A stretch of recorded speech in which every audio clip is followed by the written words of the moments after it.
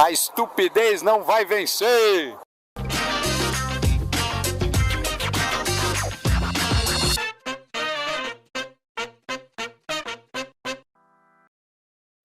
Primeiramente, boa tarde. Sou um grande fã seu e vim da Paraíba, sabe? Pensando em lhe fazer uma pergunta apenas. Diga lá. Um milagre é possível? Claro, a vida, se a gente olha para o universo do jeito que a gente conhece e vê tantas bolas dessas flutuando, essa bola onde a gente está vivendo, o planeta Terra, é um milagre, é um delírio utópico certamente realizado. A vida, tal qual a gente conhece nesse planeta, é um milagre. Nós fazemos parte de um puta de um milagre do caralho. A possibilidade de estar aqui na Bienal para debater sobre os delírios utópicos e debater sobre a possibilidade da juventude e se levantando de forma orgânica com música, com teatro, com cinema.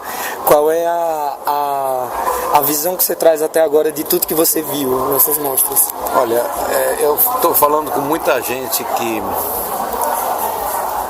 da minha geração que se lembra que nos anos 60 todo mundo vinha para Salvador para reabastecer as energias, para reinventar o Brasil. Estou falando da ditadura militar.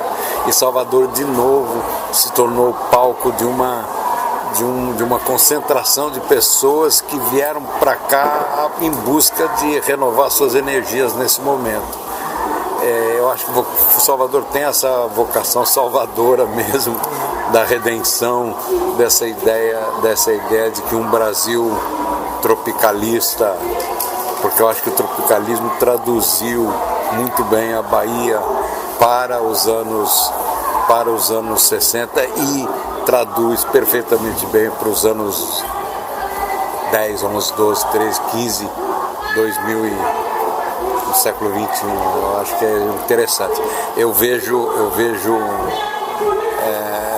que nesse momento, esse momento de reunião dos estudantes, sobretudo porque eles incluíram os secundaristas e os pós-graduados, ampliaram uma percepção da Uni que era uma coisa muito restrita. Eu acho isso maravilhoso mesmo. Até porque os secundaristas foi o movimento mais bonito que aconteceu nos últimos anos. Ele e o Ele Não. São as duas coisas que eu considero extremamente importantes que aconteceram na política brasileira, né? Ainda sobre as questões dos secundaristas serem inseridos na programação e sobre o que aconteceu nos movimentos secundaristas lá no estado da Paraíba, a gente estava junto nos movimentos. Eu fazia graduação, mas estava junto com os secundaristas na Escola Estadual da Prata, que é a escola de Campina Grande, nossa escola mais antiga e mais renomada escola pública, vamos dizer assim, que de um certo modo, não de agora, mas que perdeu-se um pouco da tradição da escola pública, da coisa pública e da produção de conteúdo e de inteligência pública.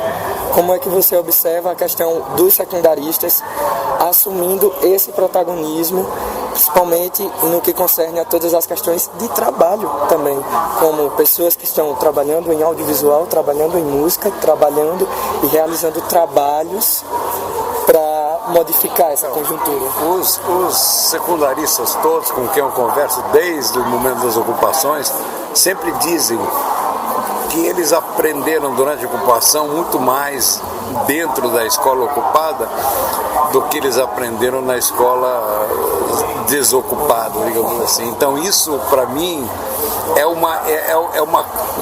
construiu neles, nesse grupo das pessoas que ocuparam, construiu uma consciência da importância e da necessidade de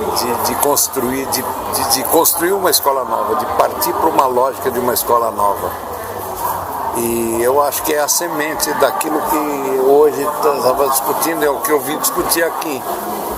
Pô, o que a gente faz nesse momento, como é que a gente pensa a escola do futuro, porque o horizonte ficou achatado no nariz da gente, virou uma coisa uma coisa idiota. A escola que eles estão propondo é uma idiotice. E como é que a gente sai dessa idiotice? Bom, então eu estou buscando dizer, olha, fazendo um zoom out, a gente percebe que o que está, eu percebo muito claramente que o que está no horizonte nosso e do mundo é muito promissor, porque o ele não é muito maior que o ele sim.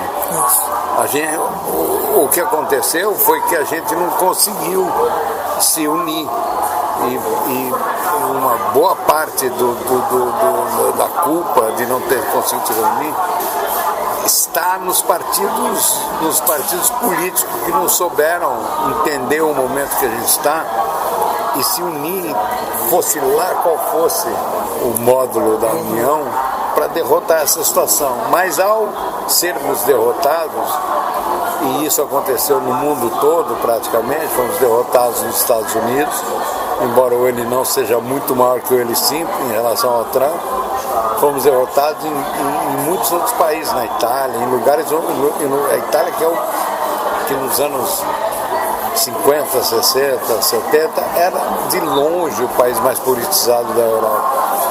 Discutia-se política nas ruas, e lá deu Bolsonaro, já há muito tempo. E agora um governo de ultradireita também, em muitos outros países isso está acontecendo. Mas isso trouxe a discussão para um campo muito interessante, que é percebermos que absurdo é essa desunião. E agora estamos mais uma vez com uma ditadura acontecendo e a gente se juntando em função dessa ditadura. São cíclicos os processos. Então, agora é importante para que essa garotada entenda como as coisas não devem ser.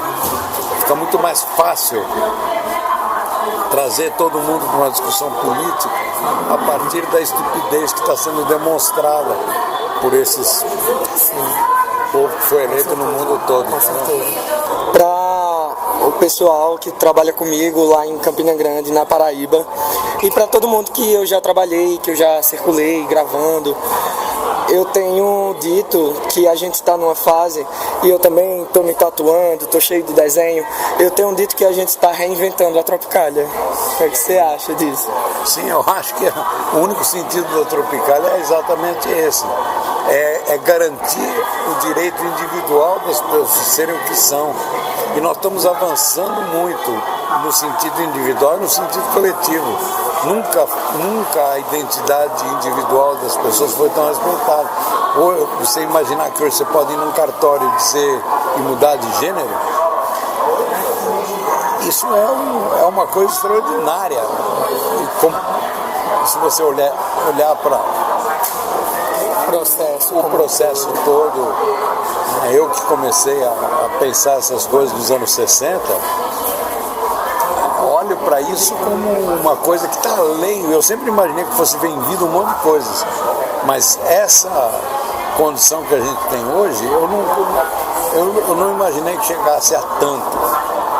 Essa possibilidade das liberdades individuais estarem tão, mesmo com toda essa situação de repressão que a gente está vivendo, são as coisas que estão, na verdade, pautando a repressão, mas são conquistas irreversíveis. Essa Bienal da Uni vem com a proposta da homenagem a Gilberto Gil, né?